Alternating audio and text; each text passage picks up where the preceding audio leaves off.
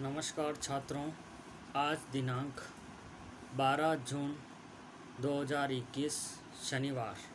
दोस्तों, पिछली क्लास के अंतर्गत हम शिक्षक शिक्षा की प्रमुख अभिमुखता के बारे में अध्ययन कर रहे थे और कुछ अभिमुखताओं के बारे में अध्ययन किया था।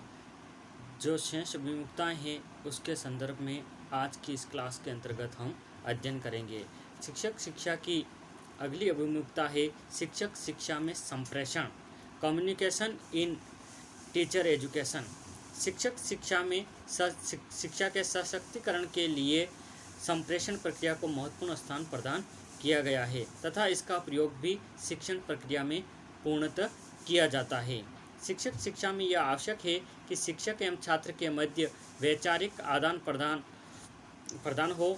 जब शिक्षक अपने ज्ञान एवं उपयोगी तथ्यों को छात्रों को प्रभावित करना चाहता है तो वह संप्रेषण को ही अपनाता है। संप्रेषण का सीधा अर्थ होता है विचारों का आदान प्रदान।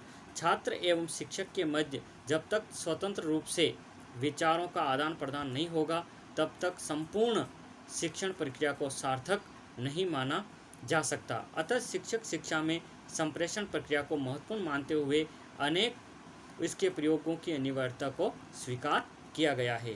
अगली अभिमुखता है शिक्षक शिक्षा में योजना का प्रयोग, use of planning in teacher education.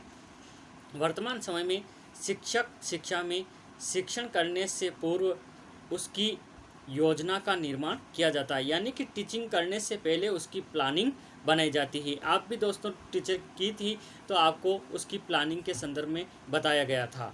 उस योजना के द्वारा उद्देश्य, लक्ष्य एवं व्यावहारिक परिवर्तनों की संभावनाओं को व्यक्त किया जाता है। इस प्रकार यह स्पष्ट हो जाता है कि एक शिक्षक को शिक्षण प्रारंभ करने से पूर्व उसकी योजना अवश्य तैयार करनी चाहिए। आप भी जब टीचिंग की तो उसकी प्लानिंग की और लेसन प्लान आपने तैयार किया। लेसन प्लान में भी विशिष्ट उद्देश्यों का निर्धारण किया, बच्चों के पूर्व ज्ञान का पता लगाया, क्या टीचिंग लर्निंग मटेरियल का प्रयोग करना उसका निर्धारण किया, फिर कंटेंट का आपने निर्धारण किया और अंत में मूल्यांकन प्रश्न के माध्यम से। इस तरह से ये जो पूरी प्रक्रिया है लेसन प्लानिंग की, ये पूरी एक प्लानिंग कहलाती है।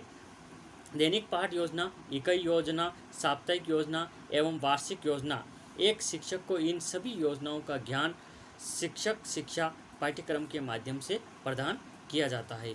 अगली अभिमुखता है शिक्षक शिक्षा में व्यावसायिकता का समावेश, inclusion of vocational in teacher education. शिक्षक शिक्षा में व्यावसायिक दृष्टिकोण का समावेश वर्तमान युग में ही दृष्टिगोचर होता है। प्राचीन काल में कोई शिक्षक अपने छात्र को धनार्जन की दृष्टि से शिक्षा प्रदान नहीं करता है। यदि प्राचीन काल की शिक्षा पद्धति के ऊपर हम जोर डालें तो उस समय की जो शिक्षा पद्धति थी उसमें बालक को इसलिए तैयार नहीं किया जाता था कि वो धनार्जन करें, क्योंकि वो आध्यात्मिक युग था उस समय। लेकिन वर्तमान जो समय है भौतिकवादी युग है, तो जो शिक्षक को तैयार किया जाता है निश्चित रूप से उनका लक्ष्य होता है कि हम जीवन के अंदर अच्छा सेटल होकर के अधिक धनार्जन करके अपने जीविका को अच्छी तरह से चला सकें। अतः शिक्षक का लक्ष्य अपने छात्रों का सर्वांगीण विकास करना होता है। समाज एवं मानव की आवश्यकता के अनुरूप आज शिक्षक शिक्षा ने व्यावसायिक रूप ग्रहण कर लिया। आज एक कुशल शिक्षक वही होता है जो शिक्षा प्रदान करने के साथ साथ धन का अर्जन भी करे। इसलिए शिक्षक शिक्षा में छात्र उन विषयों को प्राथमिकता देता है जिनकी समाज में उपयोगिता होती है। अगली अभिमुखता है कौशलों का विकास, डेवलपमेंट ऑफ स्किल्स।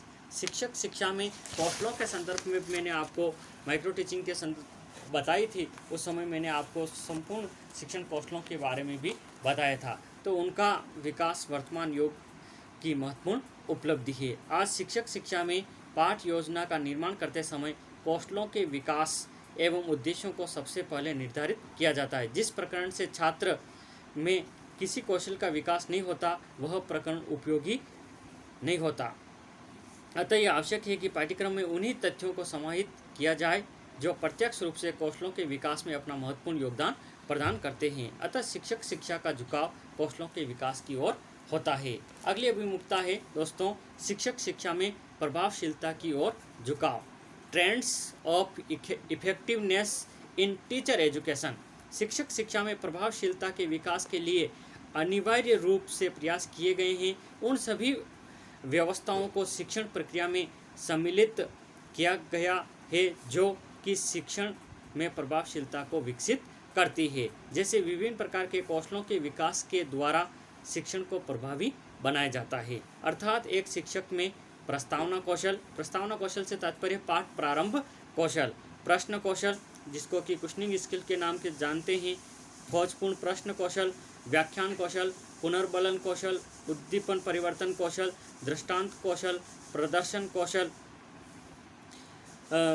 आदि जो स्किल्स हैं उनकी छात्र सहभागिता के आधार पर उनके अंदर बालक को दक्ष किया जाए, जिससे कि वह आवश्यकता अनुसार इन कौशलों का प्रयोग करके शिक्षण को प्रभावी बना सके।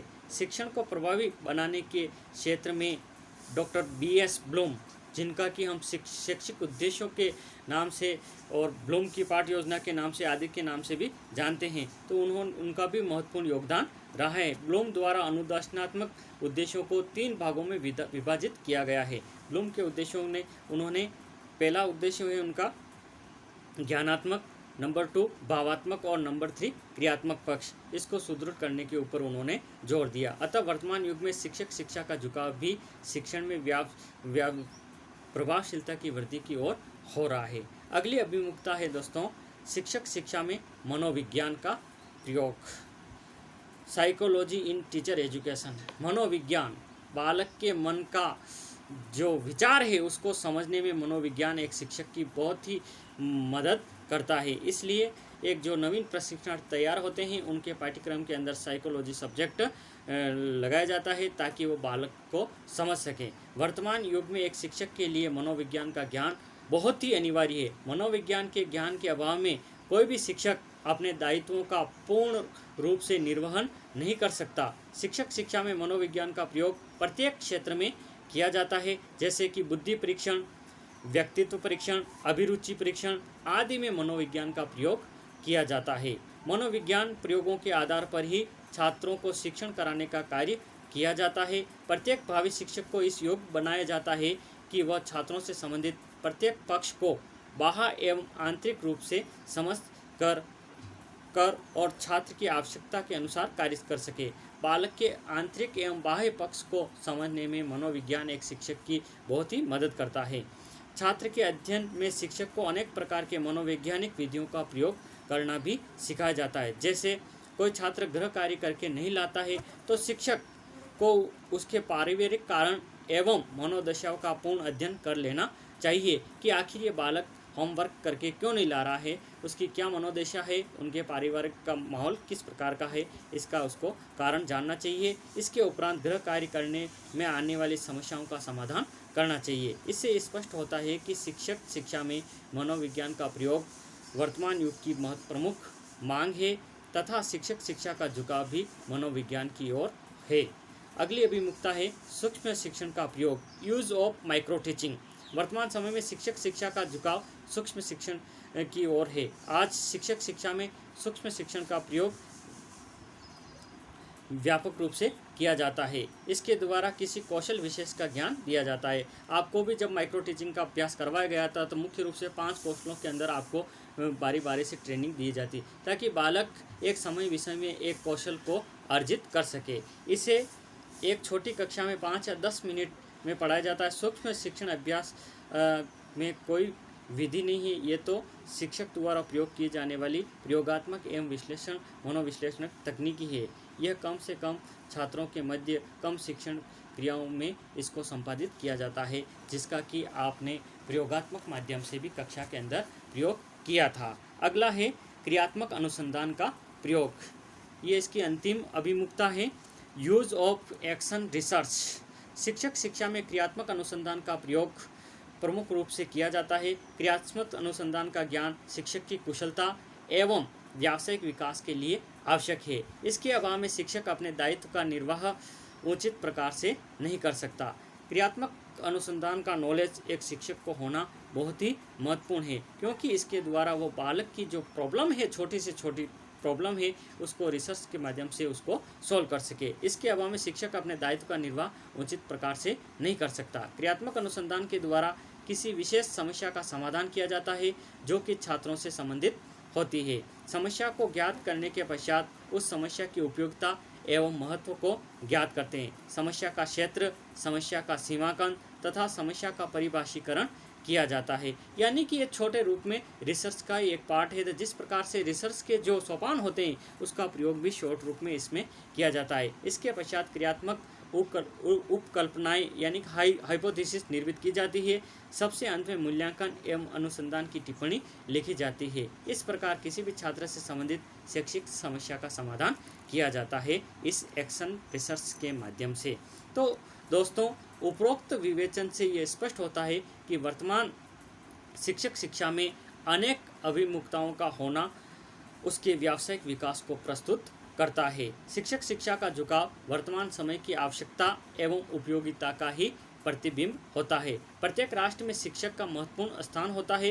राष्ट्र एवं समाज की आकांक्षाएं शिक्षक से ही संबंधित होती है। अर्थात शिक्षक ही एक ऐसा महत्वपूर्ण साधन है जो समाज एवं राष्ट्र की आकांक्षाओं को पूर्ण करने में समर्थ होता है। शिक्षक के निर्माण में शिक्षक शिक्षा की महत्वपूर्ण उपयोगिता होती है। अतः शिक्षक शिक्षा में सामाजिक एवं राष्ट्रीय तत्वों को उनकी आवश्यकता एवं उपयोगिता के आधार पर सम्मिलित किया जाता है। इसके आधार पर ही समाज एवं राष्ट्र की मांगों के अनुरूप शिक्षक का निर्माण होता है, जो कि देश के लिए योग्य एवं उच्च श्रेणी के नागरिक तैयार करता है।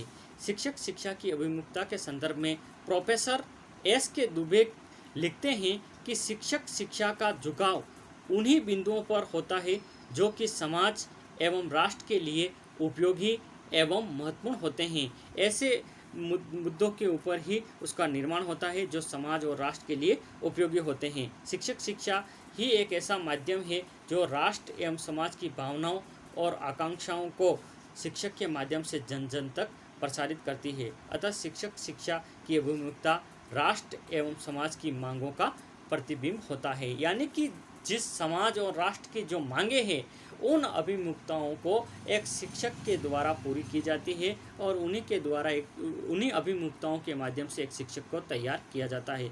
तो दोस्तों, मैं सोचता हूँ कि शिक्षक शिक्षा से संबंधित जो प्रमुख अभिमुखता थी, 15 या 16 अभिमुखता मैंने 2 क्लासों के माध्यम से आपके समक्ष प्रस्तुत की है। आप उसको समझने का प्रयास करें और कभी कभी परीक्षा के अंदर शिक्षक शिक्षा की अभिमुखता से संबंधित कि शिक्षक शिक्षा की अभिमुखता से आप क्या समझते हैं, उसकी प्रमुख अभिमुखताओं का विस्तार से विवेचन कीजिए। इस प्रकार का प्रश्न एग्ज़ाम के अंदर पूछा जा सकता है। तो निश्चित रूप से मैं सोचता हूँ कि इस प्रकार का प्रश्न यदि परीक्षा के अंदर पूछा जाता है तो पूर्ण आसानी के साथ आप उसका उत्तर दे सकेंगे। धन्यवाद। जय हिंद।